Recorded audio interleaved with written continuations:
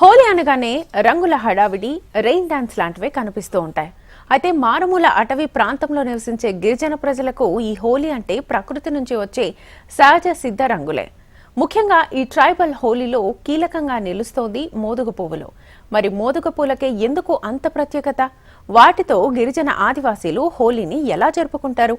ఆసిఫాబాద్ జిల్లాలో గిరిజన హోలీకి కీలకంగా మారిన మోదుగ పూలపై మరింత సమాచారాన్ని తెలుసుకుందాం.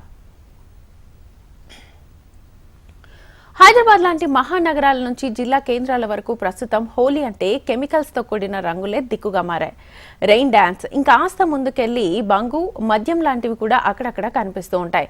కానీ ప్రకృతి ఒడిలో ఉండే ఈ గిరిజన గ్రామాల్లో హోలీ పండుగ ఎందుకు భిన్నంగా ఉంది? పూర్తిగా ప్రకృతి నుంచి వచ్చే రంగులు మాత్రమే ఇక్కడ కనిపిస్తాయి. అలానే ఈ పండుగని మద్యం మధ్య కాకుండా ఆధ్యాత్మిక పరిమళాల మధ్య జరుపుకుంటారు. అడవిలో దొరికే అనేక రకాల చెట్లు, పువ్వులే ఈ పండుగలో కీలకం. ముఖ్యంగా మోదుగ పూలు ఎక్కువ ప్రాముఖ్యతను కలిగి ఉంటున్నాయి. సహజ సౌందర్యానికి, ప్రేమకి గుర్తుగా నిలుస్తాయి మోదుగ పూలు.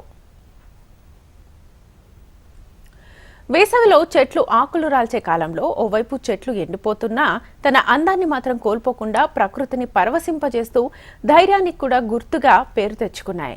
కొమరంభీం ఆసిఫాబాద్ జిల్లాలోని అటవీ ప్రాంతాల్లో ఈ పూలు చాలా అందంగా, ఎర్రగా, కొంచెం కాషాయ రంగుతో కనిపిస్తూ కనువిందు చేస్తున్నాయి. సరిగ్గా హోలీ పండుగకు నెల రోజుల ముందు చెట్ల నిండా విరగబూసిన మోదుగ పూల అందంతో మండు వేసవి కూడా పండు వెన్నెల్లా అనిపిస్తూ ఉంటుంది. కొమరంభీం ఆసిఫాబాద్ జిల్లాలోని అటవీ ప్రాంతాల్లో ఆకులు రాల్చే శిశిర ఋతువులో అందానికే అందం తెచ్చిపెడుతున్నాయి మోదుగ పూలు. రోడ్లకు ఇరువైపులా విరగబూసిన పూలతో ప్రకృతి రమణీయత మరింతగా రెట్టింపవుతోంది. జిల్లా రహదారుల వెంట వెళ్లే ప్రయాణికులను ఎంతగానో ఆకట్టుకుంటున్నాయి ఈ పూలు.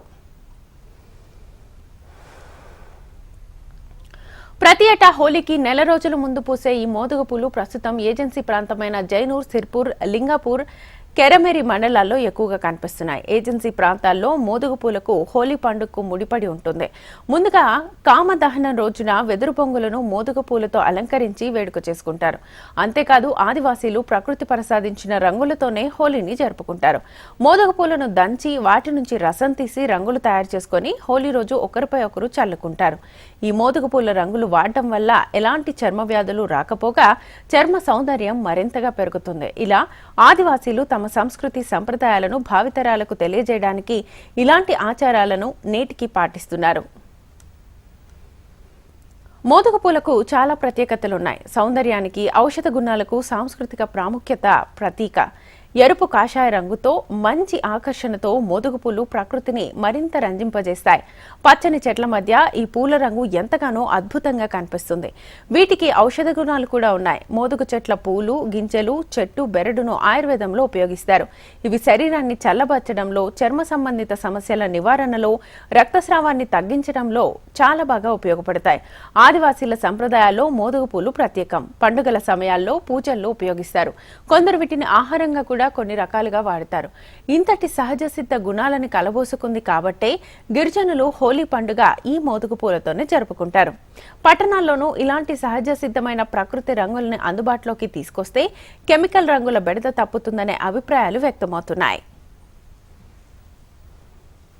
హోలీ పండుగ అనేది రంగులతో కాకుండా సంస్కృతి సంప్రదాయాలను కాపాడుకుంటూ వస్తూ ఆదివాసులు ఒక ఆచారాన్ని పట్టుకొని ఇవాళ దహన కార్యక్రమం చేస్తూ ఇవాళ రంగులు పొద్దాం అంటే మేము స్వచ్ఛమైన రంగు తయారు చేసి మెదగ పూల దగ్గర పోయి ఆ మెదగ పూలను తీసుకొచ్చి దంచి రంగు తయారు చేసి ఆ రంగులతో హోలీలో చాలా ఘనంగా మేము ఆడుకుంటున్నాం. అక్కడ మా కార్యక్రమాలు చాలా పెద్దవి, నైవేతికంగా వస్తున్నటువంటి కార్యక్రమాలు.